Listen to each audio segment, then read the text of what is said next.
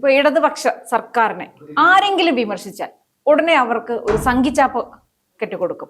എന്ത് പറഞ്ഞാലും ഉടനെ നിങ്ങൾ സംഘിയാണ് എന്ന് പറയുകയാണ്. ഇപ്പം ഇവിടെ കോൺഗ്രസ്സുകാരുണ്ട് എന്ന് അവർക്ക് അറിയില്ലേ, എന്നാലും എന്തെങ്കിലും പറഞ്ഞാൽ ഉടനെ സംഘി എന്ന്. കാരണം മറ്റുള്ളവരെ ഉത്തരം മുട്ടിക്കാൻ വേണ്ടിയിട്ട് ഈ സഖാക്കന്മാരുടെ ഏറ്റവും വലിയൊരു തന്ത്രമാണ് സംഖ്യയാക്കുക എന്നുള്ളത്.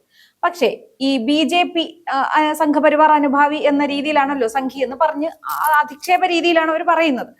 പക്ഷേ BJP ഇവിടെ എങ്ങനെയാണ് ഇത്രയും സ്വാധീനം നേടിയത് എന്ന് എല്ലാവർക്കും അറിയാവുന്നതാണ്. ഒരു ഹൈന്ദവ വിശ്വാസത്തിൽ ഊന്നിയുള്ള അവരുടെ പ്രവർത്തനങ്ങളാണ്. ഒരു ഹിന്ദുത്വയെ ഹൈലൈറ്റ് ചെയ്തുകൊണ്ടുള്ള ഒരു പ്രവർത്തനങ്ങളാണ്. ഹിന്ദു പാർട്ടി ഒരു ഹൈന്ദവ പ്രസ്ഥാനം തന്നെയാണ്. RSS സംഘപരിവാർ സംഘടനകളെല്ലാം തന്നെ അതിൽ അവരുടെ രാഷ്ട്രീയം കളിച്ചു തന്നെയാണ്.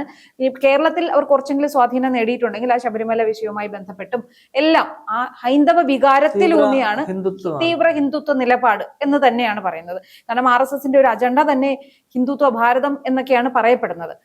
അപ്പോ ഇതിനെ ഏറ്റവും ശക്തമായി എതിർക്കുന്നവരാണ് മതേതരത്വം, സോഷ്യലിസം ഇതിലൂന്നി ജീവിക്കുന്ന ഇടതുപക്ഷം, അതായത് CPM, ഇവിടുത്തെ കമ്മ്യൂണിസ്റ്റുകാർ. പക്ഷെ ഇപ്പൊ നമ്മൾ കാണുന്നത് ഇവരും എന്താണ്, ഹിന്ദുത്വയിലേക്ക് അങ്ങ് ചാടി വീഴുകയാണ്. ശബരിമല ആഗോള അയ്യപ്പ സംഗമം സംഘടിപ്പിക്കുന്നു, മാതാ അമൃതാനന്ദമയിയുടെ കാൽക്കൽ വീഴുന്നു, അങ്ങനെ തുടങ്ങി ഹിന്ദുത്വ പ്രീണനം.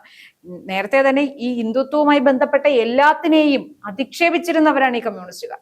അപ്പൊ ഇവർ ആ BJPയുടെ അതേ തന്ത്രം പയറ്റാൻ ഒരുങ്ങുകയാണ്. അപ്പൊ നമുക്കിനി വരുന്ന തെരഞ്ഞെടുപ്പുകളിൽ നമ്മൾ കാത്തിരിക്കേണ്ട ഒരു കാര്യം, അറിയേണ്ട കാര്യം, ഇത് എത്രത്തോളം ഇവർക്ക് വിജയിപ്പിക്കാൻ കഴിയുമെന്നുള്ളതാണ്. ശരിക്കും ഈ ഹിന്ദുത്വ എന്ന് പറയുന്ന സാധനം BJP നല്ല രീതിയിൽ കൈകാര്യം ചെയ്ത് അവർ കൊണ്ടുപോകുന്ന സാധനമാണ്. അപ്പൊ BJPക്ക് ഒരു എതിരാളിയായി ഈ CPM വരുമോ? ഇതിലിവർ എത്രത്തോളം വിജയിക്കാനുള്ള സാധ്യതയുണ്ട് ഈ ഒരു തന്ത്രത്തിൽ?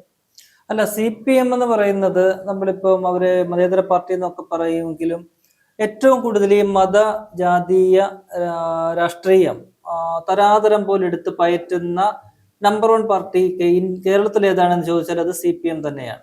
നമ്മൾ കഴിഞ്ഞ കുറെ കാലങ്ങൾ എടുത്ത് നോക്കി, തെരഞ്ഞെടുപ്പ് സമയത്താണെങ്കിലും ഒക്കെ തന്നെ അവരുടെ അവർ മറ്റുള്ളവരെയൊക്കെ കളിയാക്കും, സ്ഥാനാർത്ഥി നിർണയം കോൺഗ്രസിനെയൊക്കെ കളിയാക്കും, നിങ്ങളുടെ സമുദായങ്ങൾക്ക് കീഴ്പ്പെട്ടു എന്നൊക്കെ പറയും. പക്ഷേ CPM-ന്റെ സ്ഥാനാർത്ഥി നിർണയം ഇഴകീറി പരിശോധിച്ച് നോക്കണം. ഓരോ സമുദായങ്ങളെയും ഓരോ മണ്ഡലത്തിലെയും അവിടുത്തെ പ്രാതിനിധ്യം മനസ്സിലാക്കിക്കൊണ്ട് അവിടുത്തെ ജനസംഖ്യ ഏത് സമുദായത്തിലാണ് കൂടുതൽ ഉള്ളത്, അംഗബലം കൂടുതലുള്ളതെന്ന് മനസ്സിലാക്കിക്കൊണ്ട് അതിനനുസൃതമായിട്ട് അവിടെ സ്ഥാനാർത്ഥികളെ ഹിന്ദുക്കളാണെങ്കിലും മുസ്ലിങ്ങളാണെങ്കിലും അങ്ങനെ സ്ഥാനാർത്ഥികളെ നോക്കി മാത്രം സ്ഥാനാർത്ഥി തന്നെ നടത്തുന്ന ഒരു പാർട്ടി, 100% ഒരു പാർട്ടി ഏതാണെന്ന് ചോദിച്ചാൽ അത് CPM തന്നെയാണ്. ഇപ്പോഴവര് നമുക്കറിയാം കഴിഞ്ഞ 2021 നിയമസഭാ തെരഞ്ഞെടുപ്പിലും ഒക്കെ തന്നെ അവർ ഈ മുസ്ലിം വിഭാഗം, ന്യൂനപക്ഷ വിഭാഗങ്ങളുടെ മലബാറിലും ഒക്കെ തന്നെ അവർക്ക് ന്യൂനപക്ഷങ്ങളുടെ ഒരു പിന്തുണ ഉണ്ടായി. അങ്ങനെയാണ് അവർക്ക് ഈ എന്താ പറയുക തുടർഭരണം കിട്ടിയത് തന്നെ. ആ ഒരു വിലയിരുത്തലാണ് അവർ 2021 തുടർ വിജയത്തിന് ശേഷം നടത്തിയതും. അതേസമയം അതിന്റെ ഒരു കാരണമുണ്ട്. കാരണം തൊട്ടു മുമ്പ് നടന്ന 2019 ലോക്സഭാ തെരഞ്ഞെടുപ്പില് അവർക്ക് ഈ ശബരിമല വിഷയവുമായി ബന്ധപ്പെട്ടുണ്ടായ വലിയൊരു തിരിച്ചടിയുണ്ട് അല്ലെ. ഹിന്ദു വിഭാഗം ഒന്നടങ്കം, വിശ്വാസ സമൂഹം ഒന്നടങ്കം അവർക്കെതിരാകുന്നു. മറുവശത്ത് കോൺഗ്രസും BJPയും ഉണ്ട് അവർക്ക് ആശ്രയിക്കാനായിട്ട്. പക്ഷെ അതൊരു ലോക്സഭാ തെരഞ്ഞെടുപ്പ് ആയതുകൊണ്ട് അവിടെ BJPയും കോൺഗ്രസും തമ്മിലാണ് നേർക്കുനേർ പോരാട്ടം എന്നുള്ളത് കൊണ്ട് അവിടെ വന്നപ്പോൾ അവർ തമ്മിൽ ഏറ്റുമുട്ടിയപ്പോൾ കോൺഗ്രസ് കുറച്ചുകൂടി വിശ്വാസ്യതയുള്ള പാർട്ടിയാണ്, തങ്ങൾക്ക് വിശ്വസിക്കാവുന്ന പാർട്ടി കൂടുതൽ BJPയേക്കാൾ കൂടുതൽ കോൺഗ്രസ് ആണ് എന്നുള്ളത് കൊണ്ട് ആ വോട്ടുകൾ ഭൂരിപക്ഷവും കോൺഗ്രസിലേക്ക് വരികയും കോൺഗ്രസ് അവിടെ വലിയ വിജയം നേടുകയും ചെയ്തു. 19 സീറ്റുകൾ നേടി. 1 സീറ്റ് മാത്രമാണ് CPM നേടാനായത്. BJP എന്നും മെച്ചപ്പെട്ട ഒരു പ്രകടനം നടത്തിയെങ്കിലും അവർക്ക് സീറ്റുകളൊന്നും നേടാൻ കഴിഞ്ഞില്ല. അങ്ങനെ ആ തെരഞ്ഞെടുപ്പിൽ ഭൂരിപക്ഷ സമുദായം തങ്ങൾക്ക് എതിരായപ്പോൾ അവർ പിന്നീട് അവർക്ക് മനസ്സിലായി പെട്ടെന്ന് ഇനിയിപ്പോ 2 വർഷം മാത്രമേ ഉള്ളൂ, ഭൂരിപക്ഷത്തെ നമുക്ക് ഒപ്പം നിർത്താൻ കഴിയില്ല 2021 നിയമസഭാ തെരഞ്ഞെടുപ്പിൽ നിന്ന് മനസ്സിലാക്കി. അങ്ങനെ അവർ ന്യൂനപക്ഷ പ്രീണനം നടത്തി. മുസ്ലിം സമുദായങ്ങളിൽ പറയുന്ന സമസ്ത ഈ KAPS വിഭാഗങ്ങളുണ്ടല്ലോ അവരെയൊക്കെ തന്നെ കൂടെ നിർത്താനുള്ള ശ്രമങ്ങൾ നടത്തി. അവരെ കൂടെ നിർത്തിയ സമുദായ നേതാക്കളുമായിട്ടൊക്കെ തന്നെ നമുക്കറിയാം പിണറായി വിജയൻ എത്ര തവണയാണ് അവരുമായിട്ടൊക്കെ ചർച്ച നടത്തിയിട്ടുള്ളത്. ഒപ്പം തന്നെ എന്തെങ്കിലുമൊക്കെ വേദി പങ്കിട്ട കാര്യങ്ങളൊക്കെ മുൻപുണ്ട്.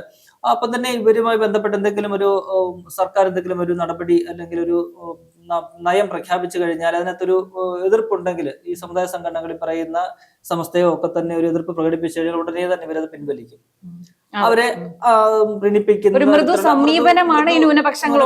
സ്വീകരിച്ചുകൊണ്ടാണ് നിന്നത്. അങ്ങനെയാണ് ഈ പറഞ്ഞ 2021 നിയമസഭാ തെരഞ്ഞെടുപ്പ് വന്നപ്പോൾ അവർക്ക് അതിന്റെ ഒരു ഗുണം കിട്ടി. ന്യൂനപക്ഷ സമുദായം കോൺഗ്രസിനെക്കാട്ടിലും കൂടുതൽ ഈ ഞങ്ങൾ സംഘപരിവാർ വിരുദ്ധ പാർട്ടിയാണ് എന്ന് പിണറായി വിജയൻ നാഴികയ്ക്ക് 40 വട്ടം ഒക്കെ തന്നെ ഇങ്ങനെ പറഞ്ഞു ഒക്കെ തന്നെ പ്രസംഗിച്ച് നടന്ന് അത്തരമൊരു വിശ്വാസം, ന്യൂനപക്ഷങ്ങളുടെ ഒരു വിശ്വാസം നേടിയെടുക്കാൻ അവർക്ക് കഴിഞ്ഞു. കാരണം ദേശീയ തലത്തിൽ 2019 കഴിഞ്ഞപ്പോൾ ലോക്സഭാ തെരഞ്ഞെടുപ്പിൽ കേരളത്തിൽ വിജയം നേടിയെങ്കിലും ദേശീയ തലത്തിൽ കോൺഗ്രസിന് വലിയൊരു ക്ഷീണം സംഭവിച്ചു അല്ലെ. 2014 അപേക്ഷിച്ച് വലിയ ചെറിയ ഒരു നേട്ടം മാത്രമേ ഉണ്ടാവുള്ളൂ. 50-51 സീറ്റുകൾ മാത്രമേ കോൺഗ്രസിന് ദേശീയ തലത്തിൽ നേടാൻ കഴിഞ്ഞുള്ളൂ. പ്രതിപക്ഷവും വളരെ ശുഷ്കമായിരുന്നു. അപ്പോൾ അത് ചൂണ്ടിക്കാട്ടിക്കൊണ്ട് കണ്ടില്ലേ, ഇതാണ് കോൺഗ്രസിന്റെ അവസ്ഥ, BJP നേരിടാനാകില്ല എന്നൊക്കെ പറഞ്ഞ് അത്തരമൊരു നെറേറ്റീവ് കേരളത്തിൽ സൃഷ്ടിച്ച് അങ്ങനെയാണ് ഈ പറയുന്ന ന്യൂനപക്ഷങ്ങളുടെ, പ്രത്യേകിച്ച് മുസ്ലിം സമുദായത്തിന്റെ വലിയൊരു പിന്തുണ നിയമസഭാ തെരഞ്ഞെടുപ്പിൽ ഈ CPM-ഉം ഇടതുപക്ഷ പാർട്ടികളും നേടിയെടുത്ത് തുടർഭരണം ഉണ്ടാക്കുന്നത്. അവിടെ നിന്നും പിന്നീട് വന്ന് 2024 ലോക്സഭാ തെരഞ്ഞെടുപ്പിലേക്ക് വരുമ്പോൾ വീണ്ടും ഈ പറയുന്ന പോലെ അവർക്ക് വലിയ തിരിച്ചടി ഉണ്ടാകുന്നു. ന്യൂനപക്ഷങ്ങൾ ഒന്നടങ്കം ഈ പറയുന്ന UDF-നും കോൺഗ്രസിനും പിന്നിൽ അണിനിരക്കുന്നു. സ്വാഭാവികമായിട്ടും നേരത്തെയുള്ള ഈ ഭൂരിപക്ഷം ഈ പറയുന്ന ഹിന്ദു വിശ്വാസികളുടെ വിശ്വാസ സമൂഹം ഒക്കെ തന്നെ BJP-യോട് കോൺഗ്രസ് CPM-നോട് അകന്ന് നിൽക്കുകയാണ്.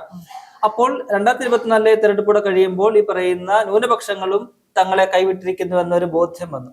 അപ്പം വലിയ അങ്കലാപ്പിലായി അവര്. ഇനിയിപ്പോൾ അടുത്ത 2026 തെരഞ്ഞെടുപ്പിൽ, നിയമസഭാ തെരഞ്ഞെടുപ്പ്, അപ്പം തന്നെ ഇപ്പൊ നടക്കാൻ പോകുന്ന തദ്ദേശ തെരഞ്ഞെടുപ്പ്, ഇതിലൊക്കെ തന്നെ വിജയിക്കുകയും തുടർഭരണം 3ാം തവണയും ഒരു ഭരണം വേണമെന്നുണ്ടെങ്കിൽ ഏതെങ്കിലും ഒരു വിഭാഗത്തെ കൂടെ നിർത്തുക എന്നത് മാത്രമേ അവർക്ക് മുന്നിലുള്ള പോംവഴി. അതിനവര് കണ്ടിരിക്കുന്ന പ്രധാനപ്പെട്ട ഒരു ഇതെന്ന് പറയുന്നത് ഭൂരിപക്ഷ സമുദായത്തെ കൂടെ നിർത്തുക എന്നാണ്. അവരെ സംബന്ധിച്ച്, CPM-നെ സംബന്ധിച്ച് അവരുടെ വോട്ട് ബാങ്ക് എന്ന് പറയുന്നത് കാലാകാലങ്ങളായിട്ട് ഈ ഈഴവ സമുദായം, നമ്മുടെ തെക്കോട്ടൊക്കെ ഈഴവ സമുദായം എന്ന് പറയും, വടക്കോട്ട് മലബാർ മേഖലയിലൊക്കെ അത് തീയ സമുദായം എന്നാണ് പറയുക. ആ സമുദായത്തെ കൂടെ നിർത്തുക എന്ന ഒരു ലക്ഷ്യം ഉണ്ട്. അപ്പോൾ അതിനാണ് നമ്മൾ കാണുന്നുണ്ടല്ലോ, വെള്ളാപ്പള്ളി നടേശനെ എന്തു പറഞ്ഞാലും വെള്ളാപ്പള്ളി നടേശനെ കൈവിടാതെ, വെള്ളാപ്പള്ളി നടേശ ദൈവമേ എന്ന് വിളിച്ചുകൊണ്ടാണ് പിണറായി വിജയൻ നടക്കുന്നത്, കാത്തോളണേ എന്നൊക്കെ പറഞ്ഞാണ് നടക്കുന്നത്. അങ്ങനെ അയാളെ കൊണ്ട് നടക്കുകയാണ് എന്തെല്ലാം വർഗീയത പറഞ്ഞാൽ. അതിന്റെ ഒപ്പം പറയുന്ന പോലെ എന്താ പറയുക, NSS-ന്റെ നായർ സംഘടനയുടെ പിന്തുണ കൂടി തങ്ങൾക്ക് വേണം, ഹിന്ദു വിഭാഗത്തിന് മൊത്തം പിന്തുണ വേണം എന്നൊരു ലക്ഷ്യം വെച്ചുകൊണ്ടാണ് അവർ ഈ തെരഞ്ഞെടുപ്പിന് തൊട്ട് മുമ്പായിട്ട് ആഗോള അയ്യപ്പ സംഗമം എന്ന് പറയുന്ന ഒരു പരിപാടി സംഘടിപ്പിച്ചു. അമ്മാതിരി പക്ക ഒരു രാഷ്ട്രീയ പരിപാടി മാത്രമാണ്. ഈ ഒരു ലക്ഷ്യം മാത്രമേ അതിന് പിന്നിലുള്ളൂ. അല്ലാതെ ശബരിമലയുടെ വികസനമോ അല്ലെങ്കിൽ ഈ പറയുന്ന പോലെ ടൂറിസം, ആത്മീയ ടൂറിസം സർക്യൂട്ട്, അല്ലെങ്കിൽ ശബരിമലയിലെ എന്താ പറയുക ഈ തിരക്ക് ഒഴിവാക്കാനും വേണ്ടിയുള്ള നടപടിക്രമങ്ങൾ സ്വീകരിക്കാനും ഒക്കെ തന്നെയാണെങ്കിൽ അതിനൊക്കെ തന്നെ നമ്മൾ സോഷ്യൽ മീഡിയയിലോ കണ്ട പോലെ അതിന് മുഖ്യമന്ത്രിയുടെ അധ്യക്ഷതയിൽ ഒരു യോഗം വിളിച്ചു ചേർത്താൽ മതി, ഉദ്യോഗസ്ഥ തലത്തിൽ യോഗം വിളിച്ചു ചേർക്കുകയൊക്കെ തന്നെ ചെയ്താൽ മതി. കഴിഞ്ഞ 9 വർഷമായിട്ട് അവരിത് ചെയ്തിട്ടില്ല. അതാണ് വലിയ അതിനകത്തൊരു പ്രധാനപ്പെട്ട കാര്യം എന്ന് പറയുന്നത്. കഴിഞ്ഞ 9 വർഷം, ഈ 2 തവണ അവർ ഭരിക്കുകയല്ലേ, ഈ 9 വർഷത്തിനിടയ്ക്ക് അവർക്ക് ഒരിക്കൽ പോലും ഇത്തരത്തിലൊരു സംഭവം വിളിച്ചു ചേർക്കാൻ തോന്നിയില്ല. അതെന്തുകൊണ്ടാണ്? 2018 ശേഷം, ആ ശബരിമലയിലെ വിഷയമുണ്ടായ ശേഷം 7 വർഷമാകുന്നു, അപ്പോഴും അവർക്ക് തോന്നിയില്ല.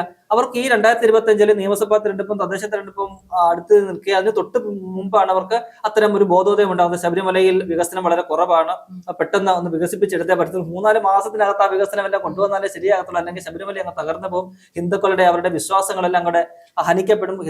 ഗണപതി മിത്താണെന്ന് പറഞ്ഞ പാർട്ടിയാണ്, അതിനെ പിന്തുണച്ച പാർട്ടിയുമാണ്. അവരുടെ സ്പീക്കറായിട്ടുള്ള ഷംസീർ അണത്തിൽ ഒരു പ്രസ്താവന നടത്തിയത് അതിനെ അങ്ങേയറ്റം പോയി അവർ പിന്തുണയ്ക്കുകയും ചെയ്ത ഒരു പാർട്ടിയാണ്. അപ്പോൾ അവർ നോക്കുമ്പോൾ ഇതാണ് പിന്നെയുള്ളൊരു കാര്യമെന്ന് പറയുന്നത്, ഹിന്ദു സമുദായത്തെ പ്രീണിപ്പിക്കുക. അതിനു വേണ്ടിയിട്ടാണ് ഈ പറയുന്ന അയ്യപ്പ സംഗമം എന്ന് പറയുന്ന ഒരു പരിപാടി അവർ നടത്തിയത്.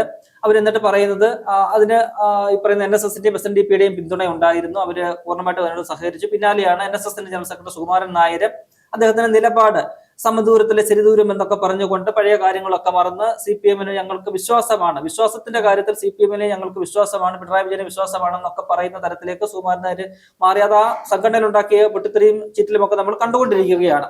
അദ്ദേഹത്തെ ഇപ്പോൾ സുകുമാര എന്നൊക്കെ പറഞ്ഞ് പേരെടുത്ത് വിളിച്ചുകൊണ്ടാണ് ബാനറുകളും ഒക്കെ ഉയരുന്നത്. എന്താ പറയുക, ഒരു പുകഞ്ഞ കൊള്ളിയായിട്ട് അദ്ദേഹം ആ സമുദായത്തിൽ മാറിയിരിക്കുന്നത്. 4 പേര് അതിൽ നിന്ന് അംഗത്വം ഉപേക്ഷിച്ചു എന്ന് പലരും അത് വാർത്തയായതാണ്. വാർത്തയായി. പക്ഷെ അപ്പൊ അതിനെതിരെ ഉള്ള പ്രതികരണം എനിക്ക് തോന്നുന്നു ഗണേഷ് കുമാർ പ്രതികരിച്ചിരിക്കുന്നത്. അതൊരു ചുക്കുമില്ല എന്നാണ് പറയുന്നത്. 4 പേരുടെ പുറത്തു വന്നു. ആ 4 പേര് നായർ സമൂഹത്തിലായിരുന്നു ഞങ്ങൾ ഇപ്പോഴാണ് അറിഞ്ഞതൊക്കെയുള്ള കമന്റുകളാണെങ്കിൽ അയാള് NSS-ഉമായിട്ട് അടുത്ത ബന്ധമുള്ള ഒരു വ്യക്തിയാണ് ഈ പറയുന്ന ഗണേഷ് കുമാർ. അദ്ദേഹത്തിന്റെ അച്ഛനും അതേപോലെ തന്നെ അവിടുത്തെ കരയോഗത്തിന്റെ പ്രസിഡന്റായിട്ടും ഒക്കെ ഇരുന്ന ആളാണ്. അപ്പോൾ ഈ പറയുന്ന എന്താ പറയുക, ഹിന്ദു സമൂഹത്തെ ഒപ്പം നിർത്തുക എന്ന വലിയൊരു ലക്ഷ്യം, അതിന് ഈ NSS-ന്റെ ജനറൽ സെക്രട്ടറി പ്രസ്താവന കൂടിയായപ്പോൾ ഇവർക്ക് കൂടുതൽ ഒരു ആവേശമായി, ഊർജ്ജമായി. അങ്ങനെയാണ് അതിന് പിന്നാലെ എം വി ഗോവിന്ദൻ ഒരു മാധ്യമത്തിന് നൽകിയ അഭിമുഖത്തിൽ ഞങ്ങൾ ഇനിയും വരും, ഞങ്ങൾക്ക് മൂന്നാമത്തെ തുടർഭരണം ഉണ്ടാകും, NSSന്റെ പിന്തുണ ഞങ്ങൾക്ക് വലിയ ഇതാണ് എന്ന് പറയുക മാത്രമല്ല, മറുവശത്ത് ഈ പറയുന്ന ഈ ഹിന്ദുക്കളുടെ ഒരു ഏകീകരണത്തിന് ശ്രമിക്കുന്നുണ്ടല്ലോ, അത് കൂടുതൽ വിജയമാക്കാൻ വേണ്ടിയിട്ട് മറ്റ് പ്രസ്താവനകൾ നടത്തുന്നുണ്ട്. അവർ എം വി ഗോവിന്ദൻ പറഞ്ഞ അടുത്ത ഡയലോഗ് എന്ന് പറയുന്നത്, നോക്കൂ നിങ്ങൾ കോൺഗ്രസിനെ നോക്കൂ, കോൺഗ്രസിനെ നയിക്കുന്നത് മുസ്ലിം ലീഗാണ്, മുസ്ലിം ലീഗാണ് കോൺഗ്രസിനെ നയിക്കുന്നത്, UDF-നെ നയിക്കുന്നത് മുസ്ലിം ലീഗാണ്, കോൺഗ്രസ് ലീഗിനെ അടിപ്പെട്ടിരിക്കുകയാണ് എന്ന് പറയുമ്പോൾ ആ ഒരു ഉദ്ദേശം വ്യക്തമാണ് അല്ലെ? അല്ല, ഈ പറയുന്നതെല്ലാം ഹിന്ദുക്കളുടെ വോട്ട് കിട്ടണം എന്ന ഉദ്ദേശത്തിലാണ്. ഇതിന് ബദലായിട്ട് ഇനി മറ്റവരെ ചേർത്ത് നിർത്തണമല്ലോ, അതിനു വേണ്ടിയിട്ട് ന്യൂനപക്ഷ സംഗമങ്ങൾ അവർ അറേഞ്ച് ചെയ്യുന്നുണ്ട്. ന്യൂനപക്ഷ സംഘം അവരുടെ ഒരു ഇരട്ടത്താപ്പണി ഞാൻ പറയുന്നത്. കോൺഗ്രസിനെ പോലെ മതേതര പാർട്ടിയായിട്ടുള്ള ഒരു പാർട്ടിയെ നമുക്കറിയാമല്ലോ, നേരത്തെ 2021 തെരഞ്ഞെടുപ്പിന് തൊട്ടു മുമ്പാണ് അന്നത്തെ സംസ്ഥാന സെക്രട്ടറി CPM-ന്റെ സെക്രട്ടറി ആയിരുന്ന ഈ കോടിയേരി ബാലകൃഷ്ണൻ പറഞ്ഞത്, കുഞ്ഞാലിയും ഒക്കെ തന്നെ ചേർന്നുകൊണ്ട് ഈ എന്തോ ഇമാമും ഒക്കെ ചേർന്നുകൊണ്ട് അവര് ചർച്ച നടത്തുന്നു, അത് ഈ പറയുന്ന പോലെ ഭരണം പിടിക്കാനാണ്. അങ്ങനെ ഒന്നുകൂടെ പറഞ്ഞു. 2021 നിയമസഭാ തെരഞ്ഞെടുപ്പ് കാലത്താണ് CPM-ന്റെ അന്നത്തെ സംസ്ഥാന സെക്രട്ടറി ആയിരുന്ന കോടിയേരി ബാലകൃഷ്ണൻ ഇതേപോലെ വലിയൊരു പ്രസ്താവന നടത്തിയത്. മുസ്ലിം ലീഗ് കോൺഗ്രസിനൊപ്പം ഉണ്ടല്ലോ, ഒപ്പം തന്നെ ഹസനാണ് അന്ന് UDF-ന്റെ കൺവീനർ ആയിട്ടുള്ള ഹസനും കുഞ്ഞാലിയും അതേപോലെ തന്നെ ഈ പറയുന്ന സമുദായ സംഘടനാ നേതാക്കളുമായിട്ടൊക്കെ തന്നെ ചർച്ച നടത്തുന്നു. അവരങ്ങനെ ആ രീതിയിലേക്ക് മുന്നണിയെ കൊണ്ടുപോവുകയാണ്. അവർക്ക് ഭരണം കിട്ടിക്കഴിഞ്ഞാൽ ഇതായിരിക്കും അവസ്ഥ, മുസ്ലിങ്ങളായിരിക്കും ഇന്ത്യ ഭരിക്കുക എന്ന് BJP അടിച്ചിറക്കുന്ന ഒരു നരേഷൻ ഇവിടെ കോടിയേരി ബാലകൃഷ്ണനെ പോലെ CPM-ന്റെ ഒരു പാർട്ടി സെക്രട്ടറി സ്ഥാനത്തിരുന്നുകൊണ്ട് ഒരു വ്യക്തി പറയുകയാണ്, കുഞ്ഞാലിയും ഈ പറയുന്ന ഹസനും എല്ലാം കൂടെ ചേർന്നുകൊണ്ട് അത്തരം ഒരു നീക്കത്തിലേക്ക് കൊണ്ടുപോവുകയാണ് എന്നൊരു ഇത് അടിച്ചിറക്കി ആ ഒരു എന്താ പറയുക ഹിന്ദു ഭൂരിപക്ഷത്തെ പ്രീണിപ്പിക്കാനും അവരുടെ ഒരു വോട്ട് ഏകീകരിക്കാനും വേണ്ടിയിട്ടുള്ള ഒരു ശ്രമം നടത്തി. അപ്പോൾ ഇതിങ്ങനെ കാലാകാലങ്ങളായി നടത്തുന്ന ഒരു ശ്രമമാണ്. BJP-യെ പോലും തോൽപ്പിക്കുന്ന തരത്തിൽ വർഗീയതയും ഈ ജാതി ചിന്തകളും ഒക്കെ തന്നെ ഇങ്ങനെ എല്ലാ കാലത്തും പറയുന്ന ഒരു പാർട്ടിയായിട്ട് അവർ മാറിയിട്ടുണ്ട്. അതിന്റെ ഒരു ഭാഗമാണ് ഈ പറയുന്ന ആഗോള അയ്യപ്പ സംഗമം. ഞാൻ പറഞ്ഞു വന്നത്, അപ്പോൾ അത്തരത്തിൽ എം വി ഗോവിന്ദൻ ഇതിന് പിന്നാലെ അത്തരം ഒരു പ്രസ്താവന കൂടി നടത്തുമ്പോൾ ഹിന്ദുക്കൾക്കിടയിൽ ഒരു പ്രശ്നം ഉണ്ടാകും. ഇത് സത്യമാണ്. ഇനി വരുമ്പോൾ മുസ്ലിം ലീഗിന് ഈ പരിഗണന കൊടുക്കാതിരിക്കാൻ പറ്റത്തില്ല കോൺഗ്രസിനെ സംബന്ധിച്ച്. കാരണം UDF-ലെ രണ്ടാമത്തെ വലിയ കക്ഷിയാണ്, അവരുടെ പ്രബലമായ കക്ഷിയാണ്. ശേഷം CPI എന്ന് പറയുന്ന പോലെ LDF-ൽ CPI എന്ന് പറയുന്ന പോലെ UDF-ൽ കോൺഗ്രസ് കഴിഞ്ഞാൽ മുസ്ലിം ലീഗാണ്. അങ്ങനെ CPI UDF-ൽ ഇല്ല. കോൺഗ്രസിലെ UDF-ലെ കക്ഷികൾ ഇവരൊക്കെയാണ്. കോൺഗ്രസ് കഴിഞ്ഞാൽ പിന്നെ മുസ്ലിം ലീഗ്, പിന്നെ കേരള കോൺഗ്രസ്, അങ്ങനെ എല്ലാ ഇതുണ്ട്. മതേതര ഒരു ചേരിയാണ് UDF എന്ന് പറയുന്നത്. അപ്പോൾ സ്വാഭാവികമായിട്ടും കോൺഗ്രസ് കഴിഞ്ഞാൽ പരിഗണന മുസ്ലിം ലീഗിന് കൊടുക്കണം. അതിൽ ഇവര് കാലളയിക്കൊണ്ട് ഇത് മുസ്ലിങ്ങൾക്ക് തീരെഴുതാൻ പോവുകയാണ് കേരളത്തെ. അത് ഈ കോൺഗ്രസിനെ UDF-നെ അധികാരത്തിൽ എത്തിക്കഴിഞ്ഞാൽ അതായിരിക്കും, അത്തരം ഒരു അപകടമായിരിക്കുമെന്ന് പറഞ്ഞ് ഒരു പ്രസ്താവന അങ്ങ് ഗോവിന്ദൻ ഇറക്കുകയാണ്. അത് സ്വാഭാവികമായിട്ട് പറയുന്ന ഹിന്ദുക്കളുടെ ഒരു ഏകീകരണം തങ്ങൾക്ക് അനുകൂലമായിട്ട് വരണം. മറുവശത്ത് അപകടമാണ്. അവർ നേരത്തെ ഒരു നരേഷൻ അങ്ങനെ സൃഷ്ടിച്ച് വെച്ചിട്ടുണ്ടല്ലോ, പറയുന്ന BJP അത്തരം ഒരു കളിയാണ് അവിടെ കളിക്കുന്നത്. അപ്പോൾ ഇതിന്റെ കൂടെ CPM കൂടി പറയുമ്പോൾ ശരിയാണ്. മറുവശത്ത് നോക്കൂ, കോൺഗ്രസ് കഴിഞ്ഞാൽ പിന്നെ പറയുന്ന മുസ്ലിം ലീഗാണ്, പിന്നെ കേരള കോൺഗ്രസ് ഉള്ളത്. കേരള കോൺഗ്രസിന് ശക്തിയില്ല. മുസ്ലിം ലീഗ് കൂടുതൽ ശക്തി പ്രാപിച്ചു കഴിഞ്ഞാൽ ഈ പറയുന്ന ആപത്തുകളൊക്കെ വരും, അവരുടെ കയ്യിലാകും ഭരണം, പിന്നെ നമ്മൾക്ക് പിടിച്ചാൽ കിട്ടത്തില്ല എന്ന് പറയുന്ന ഭൂരിപക്ഷം. അതാണല്ലോ ഈ പറയുന്ന ക്രൈസ്തവ സമൂഹത്തിനിടയിൽ പോലും അത്തരത്തിലൊരു പ്രശ്നം ഉണ്ടാവുകയും ഒക്കെ ചെയ്ത് അവരും ഒരു പരിധിവരെ ഇപ്പോൾ ഈ മുസ്ലിം സമുദായമായിട്ട് ഒരു ഏറ്റുമുട്ടലും ഒക്കെ ആയി പോവുകയാണല്ലോ. അപ്പോൾ അതാണ് അവരുടെ ഒരു ലക്ഷ്യം. അങ്ങനെ ആ പറയുന്ന മുസ്ലിം വിരുദ്ധത ഉണ്ടാക്കിക്കൊണ്ട് ഹിന്ദുക്കളെ ഒക്കെ തന്നെ കൂട്ടിച്ചേർക്കുക, ഹിന്ദു സമൂഹത്തെ ഹൈന്ദവ വോട്ടുകളെല്ലാം തന്നെ തങ്ങൾക്ക് അനുകൂലമാക്കി മാറ്റുക എന്ന ഒരു നീക്കം അവർ നടത്തുകയാണ്. ഇനി ഇപ്പോൾ ഇത് കഴിയുമ്പോൾ അവർ നടത്താൻ പോകുന്ന ന്യൂനപക്ഷ സംഗമങ്ങളാണ്. അതിനകത്ത് ക്രൈസ്തവ വിഭാഗത്തെ ലക്ഷ്യമിടുന്നുണ്ട്. അത് കഴിയുമ്പോൾ ഈ പറയുന്ന പോലെ മുസ്ലിം സമുദായത്തെ ലക്ഷ്യമിട്ടുകൊണ്ട് അവർ നീക്കം നടത്തും. അത് കൂടാതെ പിണറായി വിജയൻ ഈ പറയുന്ന സംസ്ഥയുടെയും ഒക്കെ തന്നെ നേതൃത്വത്തിൽ ഇരിക്കുന്നവരുമായിട്ട് വലിയ ബന്ധമാണ്. EK-യുടെയും AP-യുടെയും എല്ലാം തന്നെ ബന്ധമുള്ളവരാണ്. അവരുമായിട്ട് ചർച്ച നടത്തി അവരെയും പ്രീണിപ്പിച്ച്. അപ്പോൾ അവർക്ക് ഈ രാഷ്ട്രീയമായിട്ട് വോട്ട് ബാങ്ക് നേടാനായിട്ട് ഒക്കെ തന്നെ ഇത്തരത്തിലുള്ള കളികളെല്ലാം നടത്താൻ കഴിയും. അങ്ങനെ തരംതാണ രീതിയിലേക്ക് അവരുടെ ഒരു രാഷ്ട്രീയം പോയിക്കൊണ്ടിരിക്കുകയാണ്. മറുവശത്ത് BJP ഇത് തന്നെയാണ് ചെയ്യുന്നത്. BJP ഹിന്ദുത്വത്തെ കൂടെ നിർത്താൻ വേണ്ടി മറ്റ് സമുദായങ്ങളെല്ലാം അടച്ച് ആക്ഷേപിക്കുമ്പോൾ ഇവർ തരാതരം പോലെ ഹിന്ദുക്കൾക്ക് അനുകൂലമായിട്ട് ഉള്ളത് പറഞ്ഞ് അവരെയും പ്രീണിപ്പിക്കും, ന്യൂനപക്ഷ പ്രീണനവും നടത്തും. അത്തരത്തിലുള്ള ഒരു രാഷ്ട്രീയമാണ് മുന്നോട്ട് പോകുന്നത്. അത് വലിയൊരു അപകടമാകും കേരളത്തിൽ സൃഷ്ടിക്കുക എന്നതാണ് നമുക്ക് പറയാനുള്ളത്. പേരിൽ മാത്രം മതേതരത്വമുള്ള LDF സർക്കാരിന്റെ ഈ പ്രീണന നയങ്ങളെ മലയാള ജനത തിരിച്ചറിഞ്ഞു തന്നെ വരുന്ന തെരഞ്ഞെടുപ്പുകളിൽ പ്രതികരിക്കേണ്ടതാണ്. അത് നമുക്ക് അങ്ങനെ തന്നെ പ്രതീക്ഷിക്കാം.